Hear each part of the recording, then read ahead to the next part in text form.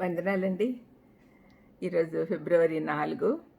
బైబిల్‌లోని అతి మంచి సందేశము మీ ముందు జ్ఞాపకం చేస్తాను. మీకు తెలియదని కాదు గానీ, జ్ఞాపకం చేస్తా. అప్పుడప్పుడు జ్ఞాపకం చేసుకుంటుంటే మనకు సంతోషం ఎక్కువైతది. యోహాను 3:16 తెలియని వాళ్ళుండరు. అందరికీ కంటతావచ్చు కదా! దేవుడు లోకంను ఎంతో ప్రేమించెనని చిన్న పిల్లలు కూడా చెప్తూ ఉంటారు. కాగా ఆయన తన అద్వితీయ కుమారునిగా పుట్టిన వాని యందు విశ్వాసముంచు ప్రతి వాడును నశింపక నిత్య జీవం పొందినట్లు ఆయనను అనుగ్రహించెను అని యోహాను 3:16 చెప్తుంది. ఈ వచనంలో సువార్త అంతా ఇమిడి ఉంది. దేవుని ప్రేమ పక్షపాతం లేనిది, క్రియలు చేయకుండా ఉండేది కాదు. అందరికీ సువార్త అందించి ఇతరులను దేవుని యొద్దకు నడిపిస్తుంది. నిజమైన ప్రేమ ఇదే అని దేవుడు మనకు చెప్తూ ఉన్నాడు. ఈ ప్రేమ ప్రతి బంధానికి మూలం. మీరు ఎవరినైనా నిజంగా ప్రేమిస్తే వారి కొరకు మీ ప్రాణాలు ఇచ్చేదానికి కూడా వెనుకాడరు. దేవుడు మనల్ని ఎక్కువగా ప్రేమించడం బట్టి తన కుమారుని ప్రాణం ఇవ్వడానికి ఇష్టపడ్డాడు. ఇంతకంటే ఎక్కువ ఎవరు చేయలేరు. యేసుప్రభు మన శిక్ష అనుభవించాడు. పాపాలకు వెల చెల్లించి మన కొరకు తెచ్చిన నూతన జన్మ మనకిచ్చాడు.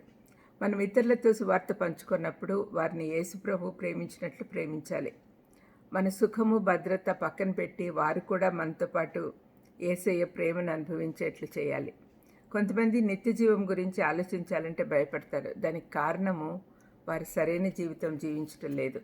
అయితే నిత్య జీవం అంటే ఇప్పటి అశాశ్వతమైన శ్రమలతో నిండిన జీవితం కొనసాగించడం కాదు, కానీ యేసుప్రభువుతో కలిసి సకలమైన పరలోక ఆశీర్వాదాలు అనుభవించుట. నిత్య జీవం శాశ్వతమైనది. అక్కడ రోగాలు, మరణము, శత్రువు, చెడు, పాపము ఉండవు. క్రీస్తుని ఎరుగక మునుపు ఎటుపోవాలో తెలియదు, కానీ రక్షణ పొందాక అన్నీ అర్థమవుతాయి. నూతన జన్మ అనుభవం వచ్చాక ప్రతిదీ నిత్యజీవ దృక్పథంతో చూస్తాం. దీనికి అవసరమైనది విశ్వాసము, కృప. విశ్వసించుట అంటే కేవలం మన మనసులో యేసుప్రభు దేవుడు అని ఒప్పుకొనుట మాత్రమే కాదు, కానీ ఆయన మాత్రమే మనల్ని రక్షించుటకు తగిన వాడని నమ్మి ఆయనపై ఆధారపడుట.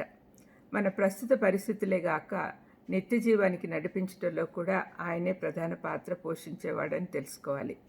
విశ్వసించుట అంటే ఆయన మాటలు నమ్మదగినవి అని తెలుసుకొని మనల్ని మార్చే శక్తి ఆయనకుంది అనుకోవడం.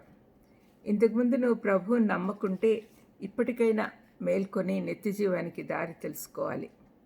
దేవుడు మనల్ని ప్రేమిస్తున్నాడనే ఆలోచన మనకి ఎంత నెమ్మదినిస్తుంది కదా. పౌలు ఈ సంగతి అర్థం చేసుకున్నాడు కాబట్టి రోమా 8:32లో ఈ విధంగా అంటూ ఉన్నాడు.